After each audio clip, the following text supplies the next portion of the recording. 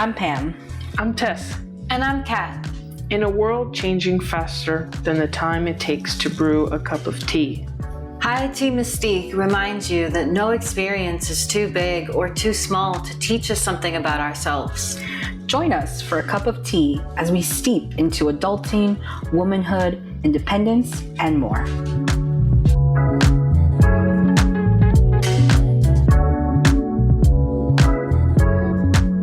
all right. Welcome, ladies. Hello, Pam. Hello, Kat. Hey. Hey. How Hey, are Pam. you? Hello. Here at Tea Mystique, we like difficult topics, right? But to help us with difficult topics, we have delicious tea. And Kat here is going to explain to us what tea we're drinking and help us and you connect it to our episode today. Kat? Absolutely. I would love to. So today we're drinking a wild orange blossom tea. Now, that being said, orange blossom is not the only thing in this tea. It's a full blend of all different types of citrus, along with rose hips and orange blossom flowers. So you have the terpenes from it being a floral scent. You also have the citric acid from the orange peel. There's also orange zest. So I think you guys are getting a pretty strong tart flavor in there. Mm-hmm. And this is awesome for mind stimulation.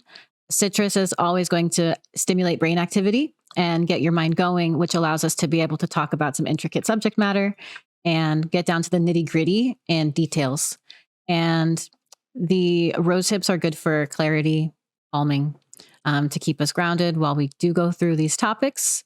Of course, we're not experts. We're only experts of our own knowings and teachings. Yes. And so this helps to give us that confidence to be able to speak like them. Thank you, Kat. My Enjoy. pleasure. Cheers, everybody. For a moment when you said, that's not all that's in this tea, I was like, oh no. No, not yet. But I drank it anyway. And to start off this conversation, well, first let's break the ground here and say we're talking about ego today. Ego. That means a lot of things. A lot of us have heard that word before, and we're going to share some traditional definitions with you today, right? First being that you'll find on Google very easily. Ego is a person's sense of self-esteem or self-importance. Or ego is part of the mind that mediates between the consciousness and this unconsciousness, almost said sub, and is responsible for reality testing, and a sense of personal identity. Here at Tea Mystique, we've created our own definition, not to stray away from any logic or facts, but to help our conversation. Kat, you want to tell them? Absolutely. Yeah. And we created this definition in culmination with all three of our own personal views of how ego plays itself in our life. And the best, clearest way that we came up with is that to us, ego is a blend, a healthy blend of the way that you see and treat yourself alongside the way that you are seen and treated by others and your perception of that. So take a minute, pause, replay those last 15 seconds if you need to. We're going in. Let's get into it. Our first question, right? With this definition in mind, how are we navigating life, waking up every day, walking peacefully beside our ego? Kat? So one of the most pivotal realizations in my life was learning to love my voice. And it's very in line with my ego because it's my voice inside of my head. You all know if you've listened to several episodes, you know that there's a man that I resonate with known as Don Miguel Ruiz. You'll hear some of his readings someday in one of our episodes. But one of the things that he talks about is the voice of knowledge. He has an entire book devoted to it. And the voice of knowledge is the ego, because knowledge comes from the idea that these are things that we've learned, not things that are necessarily true. And I look at the ego as being something like that. My ego is something that I've come to believe. It's my set of beliefs and how I walk about the world. In a way, it's my shield, it's my protection. And in another way, it's my reminder of where I am in space. And so the way that I've learned to walk peacefully has identified with falling in love with my voice, because that voice is always going to be with me. And there were times where that voice was not for my better good. It wasn't trying to advance me forward. It didn't want me to be happy. And so as I discovered that that was true, I had to ask myself a lot of questions. And, out of some of our darkest places come some of our greatest moments. And so it was coming out of that. There was a really dark time in my life. I didn't know what to do. I didn't know where to go. I felt like I had no community. I felt like I had no one who understood me, who could relate to me and why I was feeling this way and why I was choosing to do the things in my life that I was doing. And I realized that I was the only person who even knew what I was experiencing, because I refused anyone the possibility of knowing what was going on inside of my head. And that's when I realized that I was the person deeming myself, like, in certain ways, too important to share with other people, but in other ways, not important enough for other people to care. And it was in ways it like kind of sucked at first, because I was like, man, I've been doing this to myself the whole time. But then I found power in the fact that, well, if it's really just in the words that I'm telling myself, then let me just tell myself different things. And so with the ego, it was a lot of fake it till you make it. Like, let me say the things that I want to think. Let me say the things that I want to feel, because one day I'll wake up and they'll be true. And my friends, I can't tell you the exact day that anything changed, because it's a habit. It's a way of life. It's the way that I carry myself and go out into the world. And I'm checking in with it every single day. But now that it's a habit, I don't even think about the fact that I'm doing it. Like, it's like making my bed in the morning. It's like brushing my teeth. I'm constantly checking in with that voice and reminding myself that it's my own thoughts. So am I speaking to myself with love right now? And I find myself more and more to be doing just that. And it has also allowed me to, I was saying, I felt like I wasn't advancing towards my goals. Like, the relationship that I have with my ego now really does want me to succeed. Like, I really want the best for myself. And this is funny. This is like a crazy thing that we're even like doing the podcast today right now, because I was just going through my diaries, and I actually just decided that I'm going to be like disposing of all of my diaries and journals from when I was a kid, because I think I've finally come to a place with my inner child that I love her. And I'm so grateful for everything that she did for herself, that I did for myself when I was at that age, because I was always doing my best. And that was the first time, just last night, that I was able to look back on my past and be proud of myself for doing what I did, for carrying joy through everything that I went through during my adolescence. Like, wow, I don't need to reflect on this anymore. I think I've learned everything that I needed to learn from her. And that's irreplaceable. And it all started with just saying things that I truly did not believe at the time, until they finally became fact. That's interesting, because, at the basis of it, right, it's like I'm lying to myself, right? And I think if you're going to go that route, the ego will lie to you anyway, whether it's good, whether it's bad. So feeding it your own lies, at least, is, I think, the way of creating truth. It's like writing. It's like the great process of manifestation, except a little bit more not up to the powers that be. much less, or even more so, to your own powers, right? So not every lie is a bad thing, right? I mean, for me, you know, ego is a very interesting topic.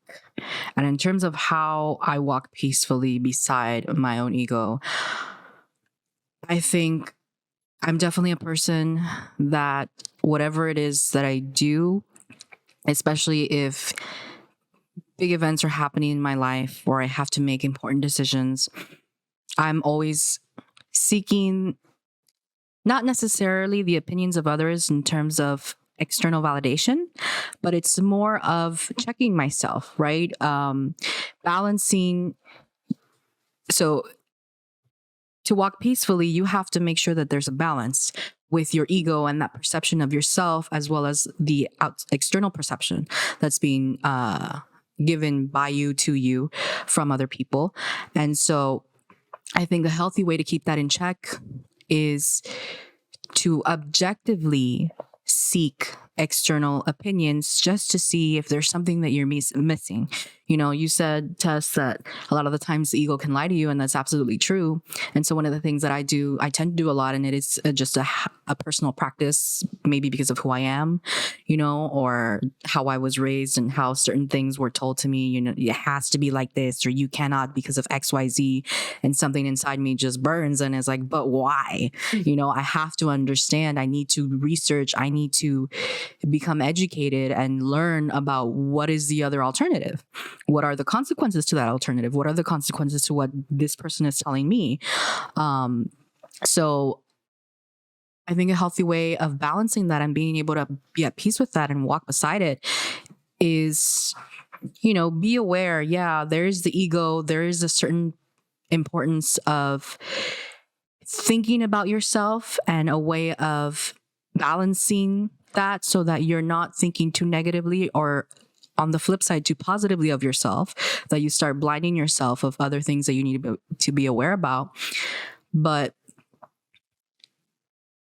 there might be something that you're just not seeing, you know, and that's something I constantly always think about with whatever situation that I'm in. You know, okay, I feel justified in me doing this action or performing this action. But I don't blindly go into it and say, I'm absolutely right and I'm not going to listen to anybody else. You know, I tell myself, you know what? In my gut, it feels like I'm right, but who knows? Maybe I didn't see something. I'm always constantly trying to humble myself and tell myself there's no possible way that I could know everything. So let me learn from others the same way that I would love others to learn from me and from my perspective. And everybody has their own perceptions of reality. And it would do me good to understand what that perception is. And maybe there is a specific lens I've yet to discover or really know that exists, that I have to view the specific situation that will help me really clarify. Am I feeding this ego too much? Am I not fairly representing that ego enough? How can I balance that out? And so for me, that's the key, right? To walking peacefully beside it and making sure I keep that in check. It's constantly checking in with myself, as well as how do other people see this? You know, broadening my awareness and realizing I'm not the center. There's no way that that my reality is everybody else's reality. You know, everybody has their own ego, their own perception, their own selves to fight for. So I can't blame them for that. And let me just learn and see, maybe there's something I can learn from them and something they've learned about their ego that I could apply to mine. You know, so to me, that awareness, asking with an open mind, understanding and accepting that there are differences, and just because it's different doesn't mean it's wrong. It might not fit right for me, but at least now I'm aware of that and I can see where I might have to check that potentially within myself. For sure. I think something that you said that's key within every one of our takes, and which is going to be mine too in just a moment, is that we are not a center. right? Kat was saying something casually, unfortunately, before we started recording, but it was actually, maybe it wasn't. But anyway, she said something like that there's nothing more humbling, right, than taking a walk around the Grand Canyon or just sitting, outside and really engaging with the world in whatever corner you have of it, right? And I think that's so valuable because as a kid, I remember thinking, I wonder what it would be to just look at life through someone else's eyes. I kept on imagining that, like, is it only possible that whatever I have consciously is in this body? And I'm phrasing it really formally now, but that, Tess of maybe 6 or 7 years old was just like, what would it be like in Africa right now? So I was always really curious about all of this world, right? And that's the first time I checked my ego, where I told myself quite literally I would never be able to live all of it. Yeah. It's just not possible. So quite, factually highlighting what you said, that it's impossible to know everything. And it comes really in handy, and it comes to the answer of this question: how do I peacefully walk beside my ego? Well, I never really push it, and I have a hard time with my ego because my ego becomes very imbalanced. And you'll notice that we use that a lot: balance, imbalance, because that's the whole goal, right? Becomes very imbalanced in my anxieties, right? I do something, I say something, and I think it's the end of the world, when that's just not feasible. There's no one action or one word that is really worth, thinking about, from one person. And this goes to yourself, but also to others, right? You are never going to be at the forefront of someone's mind for that long. It's just not within the human attention span in the modern age, And I have a good friend out there who actually uses this to, calm down his fiance when she also has these anxieties. He says that all the time, quite bluntly, like, nobody's thinking about you that much. God bless him. And he does it very lovingly, of course, I'm sure. But it's, that shouldn't hurt you, right? If it does, maybe it's a sign that we're imbalanced here. You're not peacefully living with your ego. This isn't a balanced relationship, right? So living by that mantra kind of empowers me, but it also keeps me at a level where, I'm not responsible for what everyone thinks around me. I am responsible for how I think about myself. And that type of, anxiously thinking, oh my God, I'm a terrible person because I said XYZ in X conversation, right? That's where my ego's tipping over and thinking I really had that much effect when I didn't, I probably didn't. And if I did, that person probably told me something. Or will tell me something. And that's where we have an examination, it's always it's like a seesaw every single day, which I think we're slowly riding here, right? And when that seesaw gets a little imbalanced, right, we're entering something called egocentrism, right?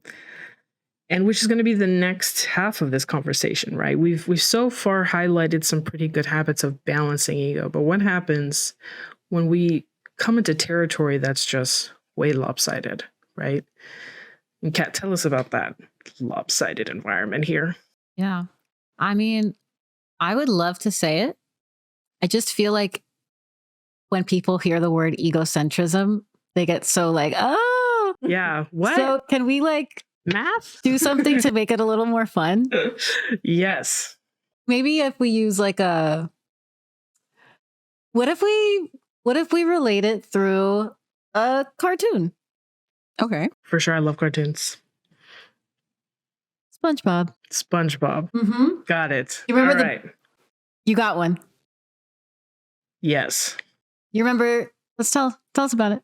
Yes. All right. So when you hear the word egocentrism, really what you're looking at is Bubble Buddy. Okay. Pause the episode right here. Okay. Maybe look that up on YouTube real quick. Look up on SpongeBobpedia what that episode was. SpongeBob. Refresh yourselves. Okay. And really that episode, as some of you may or may not remember, or you Googled and now you're back and you're ready. You remember that episode was pretty much SpongeBob living and existing with something outside of himself, right? This bubble thing. Yes. Cha. And this bubble buddy really altered his day-to-day, right? But this thing was speechless, immobile, right? SpongeBob just dragged it all around, right? And he quite literally inflated his bubble. You know what that helps us understand? Inflated, what am I going to say? Ego, right? But to break it down even more, right? How does that bubble buddy really come down to egocentrism? Yeah. And I'll take the mic on this one. Yeah. So if you look at it in that, as Tess has brilliantly pointed out, that Bubble Buddy is a reflection of SpongeBob's ego. Because let's get to the specifics of the episode. That's what my wild orange blossom tea is for, right? The details. So in the episode, SpongeBob takes Bubble Buddy to the Krusty Krab. He says Bubble Buddy wants one of everything on the menu. He even makes modifications to several of the dishes, as we know. And those of you who Googled, now you know. And in the end, when it's time to pay, what does Bubble Buddy do? Well, Bubble Buddy pays for the tab, of course, with bubble money that pops the moment they exit the Krusty Krab. This was the inciting action that is actually resemblant of SpongeBob's ego, because SpongeBob is the one taking around this inanimate bubble all over town, and he's terrorizing the town. He goes to the beach. A fish drowns in the beach because of Bubble Buddy's neglect, which again, we know is really SpongeBob's neglect. And SpongeBob has placed all of these things on something outside of himself, to the point where everyone at the beach, everyone in the town despises Bubble Buddy. They start rioting to get him out of the town. And SpongeBob takes all of this as it has nothing to do with SpongeBob. It has everything to do with Bubble Buddy, while supporting Bubble Buddy and rooting for Bubble Buddy the whole way through. My friends, if this is not a metaphor for the ego, I Don't know what it is. I flip the table. It's just, so egocentrism is defined as the inability to divide or differentiate between self and other.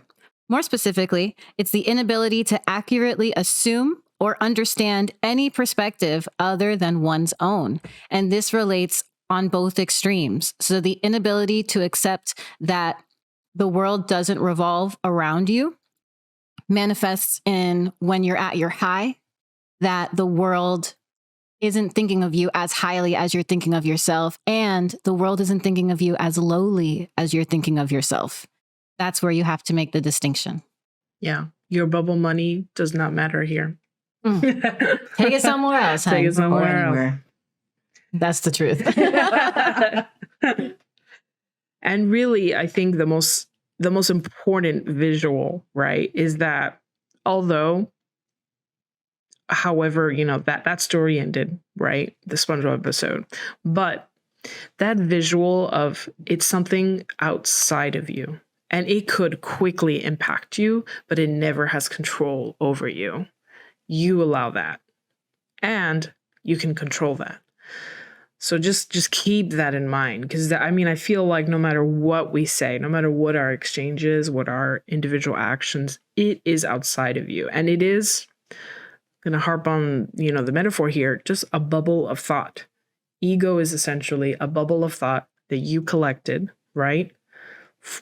To, going back to what, Kat said, treat yourself, right? And understand how people are treating you, right?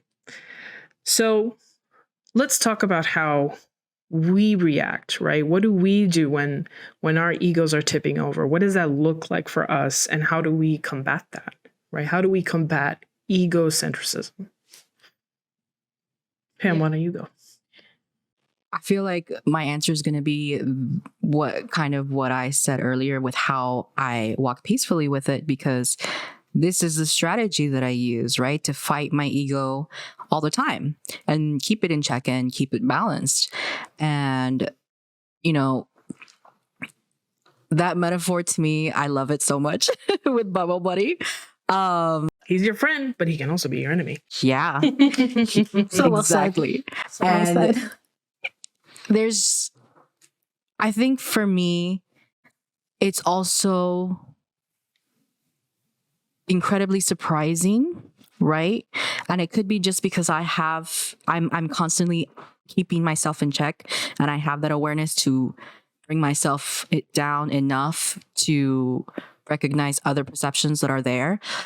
But obviously, as we all have, I'm sure, and I'm sure you have as well, listening wherever you are, you have met people who can't make that distinction and who are unable to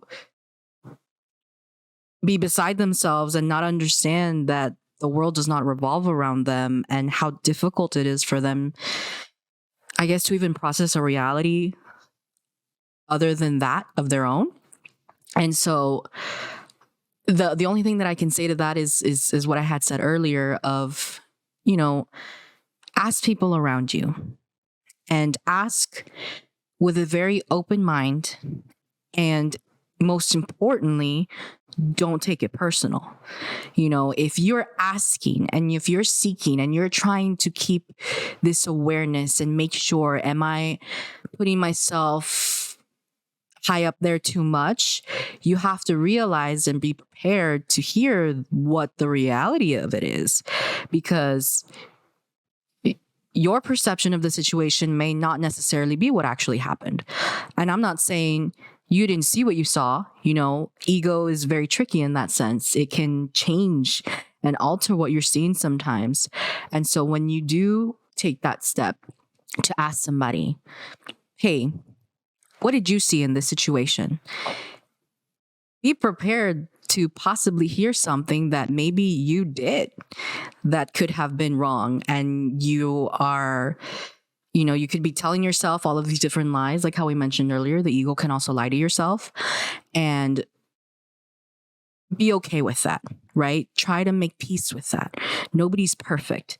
And so you can't put that up, like, put yourself down too much, right? We're trying to keep a balance here with the ego and with yourself. So be kind to yourself when you're hearing that, because a lot of the times, and sometimes, it takes time to realize that. And if you need the time, take it. If you feel that you're not ready right now to ask people or be ready to accept a reality that is not of your own, you can wait to ask that and kind of, break those rose glasses. But be aware that that step does have to be taken, and that has happened to me. As much as I check with myself and I ask other people, it does happen, even when I do ask other people, sometimes I say, I don't want to believe that, or that reality, I don't like it. So I'm just going to pretend. And this is what I like. This is what I like to see, right? Think of it as like a camera, and you're like, there's a whole world outside of this frame, but you're like, no, I like what's in this frame right here. And if you want to indulge in that, that's okay. But just make sure you keep yourself in check and you zoom out and you can see everything else that's there. Because a lot of the times, the sad reality is that you do lie to yourself. And I learned that about myself, that with dating, it's very easy for that ego to take over in negative and positive ways, right? Too much, they think I'm the bomb or whatever, or putting yourself down of, I may not be good enough for that person. Speaking to what Caitlin said earlier, it's important to listen to how you're speaking to yourself and your own perception of yourself. So take it step by step, just be patient. And I do recommend taking that first step of asking around, asking a friend, somebody who, if this was about a situation, asking somebody who was in the room. And just most importantly, don't take it personal. I think that's so important, because you cannot do that step of asking for the sake of awareness if you don't prepare yourself to not take it personal, because it's not, remember the purpose, right? It's not about defending yourself or I don't know, putting yourself on a pedestal.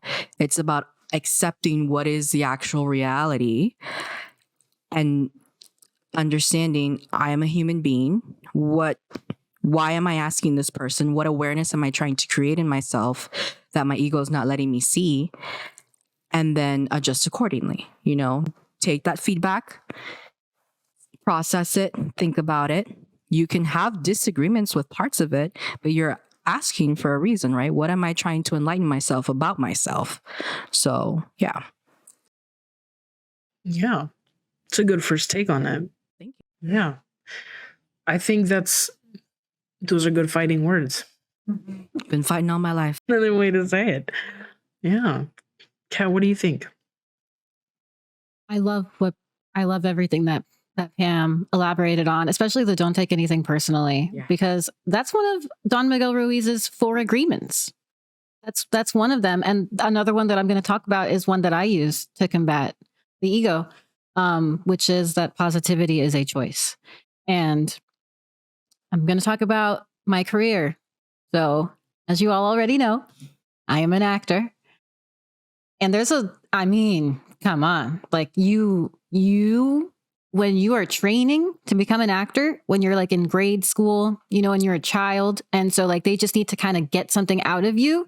Your ego is like, all that they do is pump your ego. All you're told is that you're good, that you got this, right? Or they say like, you need to do something else. You need to try something else. I need more from you. Like, it's always a tussle of the ego and you're always battling it.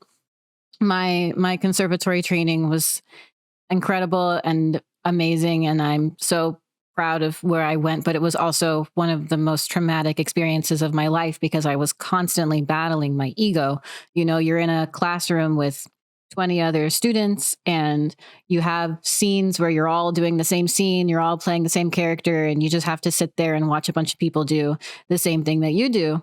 And like, we're trained, to think that this is fine, that this is okay, that like, it's how you learn. And they're right. You do learn that way, but you're also constantly fighting that voice in your head that is comparing your performance to theirs, or their performance to yours, or one person's performance to another person's performance. And like, that's all attributing to your ego without you even realizing it, because it's just in my eyes, I'm just a student in class.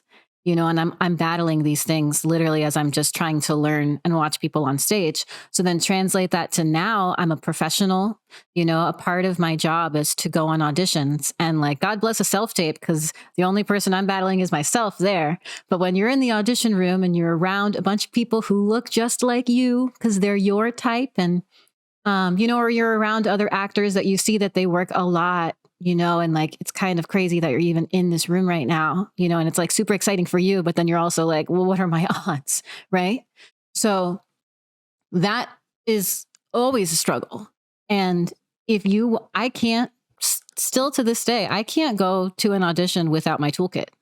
And my toolkit is the affirmation that positivity is a choice. So today I choose to be extremely happy and grateful that I get to do what I love. And there's pain in everything that I do. I'm no longer disillusioned to that. I'm an adult now. So it's not just the dream of that I get to be an artist. It still comes with its trials. But I remind myself who the F I am, and that I deserve to be here, that I am not a slave to my insecurities, that I am worthy of the time of who I'm auditioning for, and that what is meant for me is for me, and what is meant for someone else is meant for them. And when I go, like after I do that, it just like clears all of the negativity that's going in my head. I mean, I'm still a human being. Like there have been, some special auditions where like it was a little harder to quiet those voices. But for the most part, man, it's essential for me, because if I don't do that, my ego will get the best of me. The only other thing I've already touched on this is that there's a lot of women. People would say it's an oversaturated market for women to be actors in this industry. And so that plays itself out in the same thing where it's like, you want to be friends with people that you work with, but I have this interesting job where my friends are also always my competition. And so once you really get down into it, you realize that none of us are actually competition, because we're all our own people and we all bring something different to the table, even if we like look the same according to what a paper might say. But what's really challenging is when you want to befriend people in your industry and you can't let go of your ego, because trust me when I say everyone wants to be friends on set. And everybody wants to be friends in the play, but they don't want to be friends because they want to be friends. They want to be friends because they want to make sure that like everyone likes them, or they want to be like they need to confirm these things because we're in gigs for 2 months, and it's the only way to kind of dim your ego and your insecurity and make sure like, well, if they like me, then they'll like my acting. And it's all very insecure. And that was me. I would try to do that. I still struggle with it. And I'm being candid because I think that's so important. And we don't talk about it enough in our industry, but we also don't talk about it enough in life, because that same thing happens when you go to a family's dinner party that you haven't seen in a while. That same thing happens when you go to a job interview. That same thing happens on your first day of a new job, or on a first date with someone that you really, really like. Like we will always do these things without recognizing that it's an acknowledgement of where our ego is at right now. Like I'm deciding that I'm too much or too little instead of that I am enough, which is, I think, exactly where Pam ended when she spoke. So I'll cap it there. Yeah. I think that's, it's a hard battle. I'm really not good at quieting those voices, but I do come back to the fact that what is shall be, no matter what I think, right? Which is kind of what's happening on your end over there, right? That casting director will make a decision whether it's me or not, and that's the end of it, right? And sometimes, right, ego will actually trick you into thinking it's the end of the world, right? But to think that one thing that happened to you is the end of the world is also just a grand metaphor for egocentrism. There really is a very different thing between you and the rest of the world. And whatever happens in this little microcosm panel, right, that Pam had put out there, we are zooming in a lot. I definitely have made that mistake with my friends.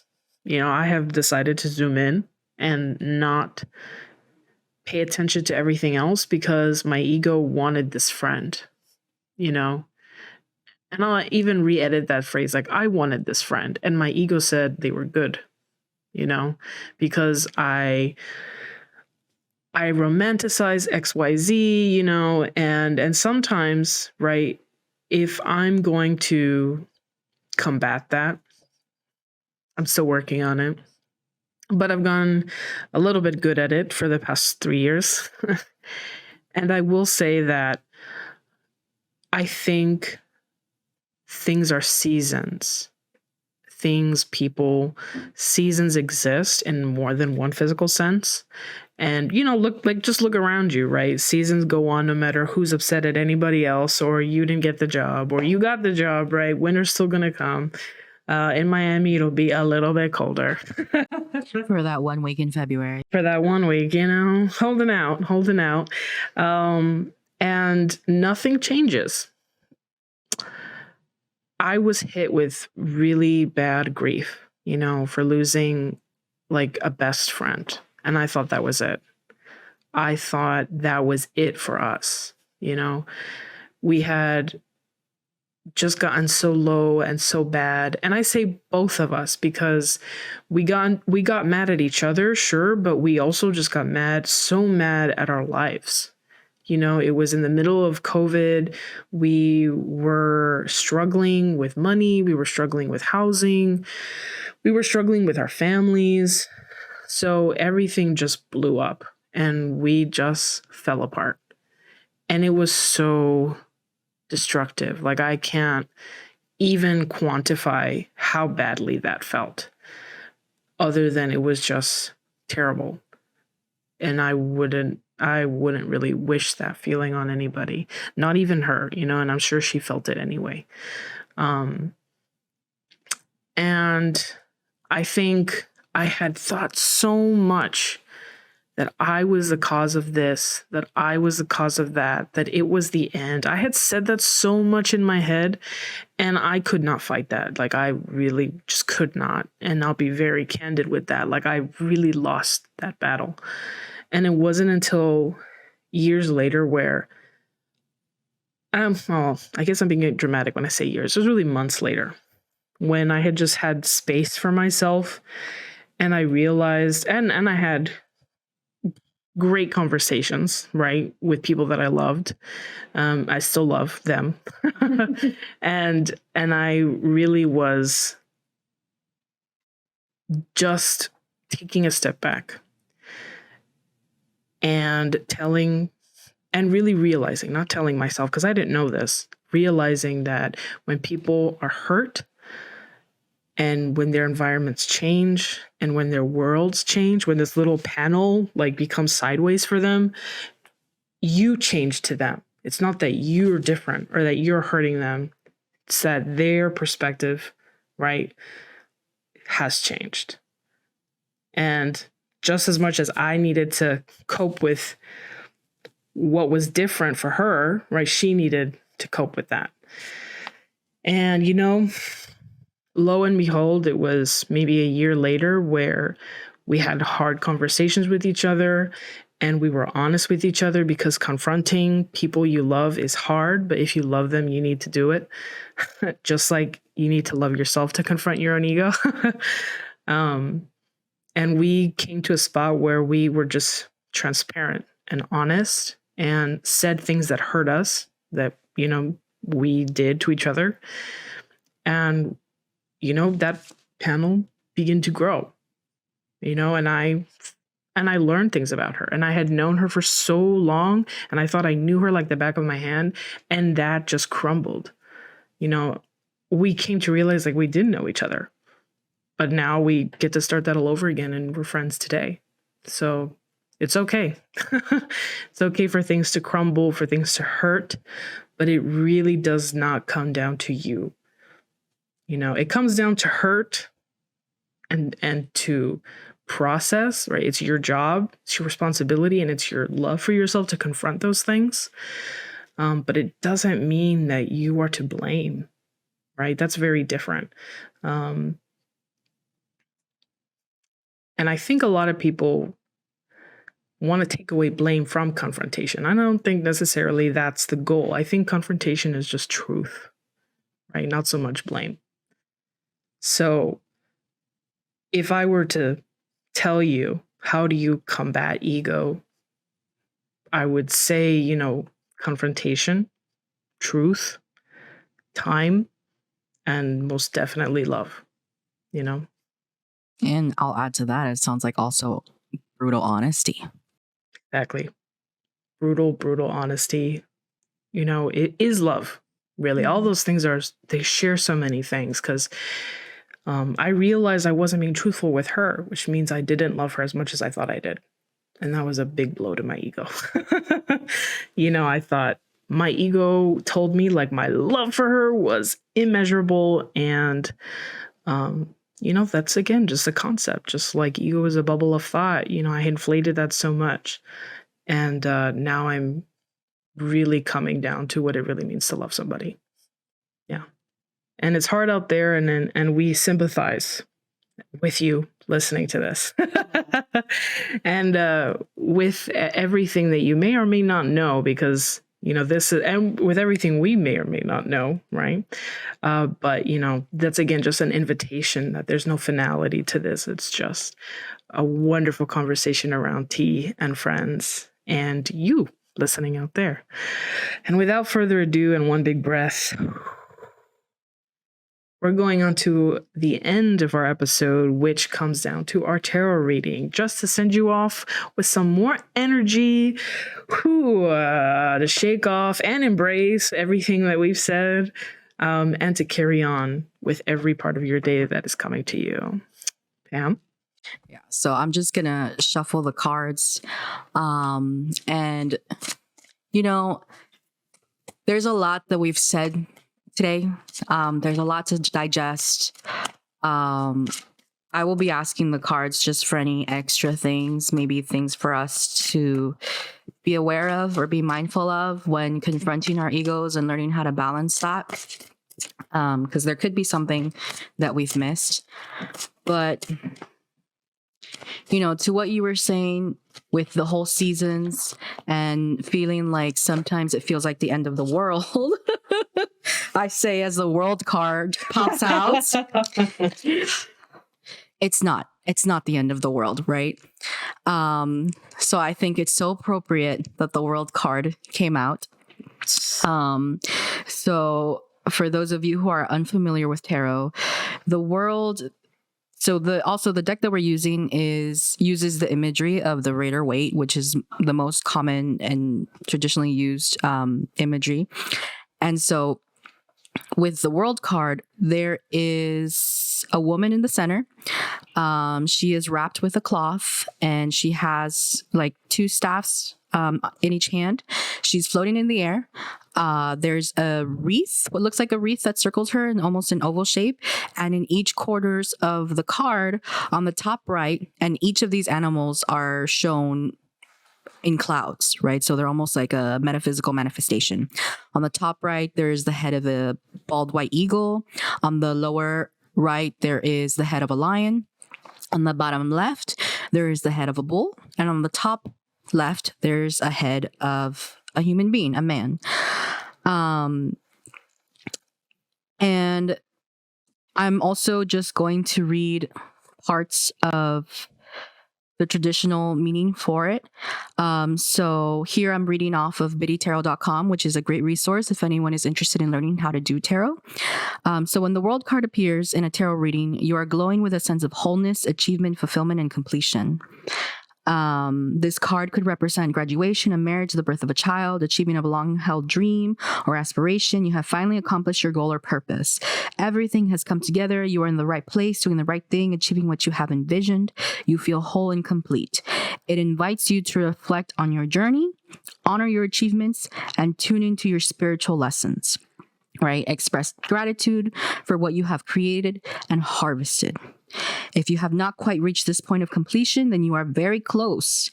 So all of this to say that, the world, all of it is a cycle. It's a circle. Things are cyclical, as what we said earlier. There's seasons to change. The winter's still going to come. The spring is still going to come right after that. Things keep going. So when it feels like it's the end of the world, or you're trying to figure out how to keep yourself in check, how to keep that ego in check, remind yourself there's more to yourself out there. And just look around you, maybe you need a refresher. Maybe you need to look and be in nature. Maybe you have to go out and explore and have different types of conversations and challenge yourself. And doing that with the mindset and the mentality that it's bigger than yourself, all for yourself, right? So all of this to say that at the end of the day, the world is is it the very last one? I believe so, right? In the major arcana for tarot test. I couldn't answer that. I'm pretty sure this is one of the, if not the last card in the tarot. So tarot is composed of the major arcana, which tells the story of the fool's journey. And this, I'm almost positive, is the last, if not one of the last cards there that complete the journey. So that's why things come in full cycle, you know. So, you know, be patient, be kind, know that it's not the end of the world. Things will cycle back. Things will continue moving forward like a circle. Things will keep rolling and rolling and rolling. You just have to learn how to adjust that, how to balance that, make it all whole again. If you're sitting there at home or wherever you are listening to this podcast and thinking, oh, but you know, that's never going to come for me, or I'm not even sure I can even get there. I think this is a really good reminder that it's going to happen.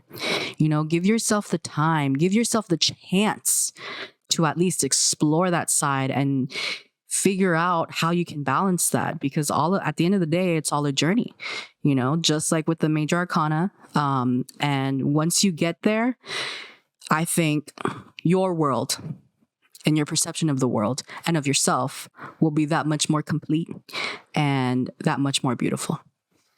Yeah. And with that, we invite you to welcome your seasons, right?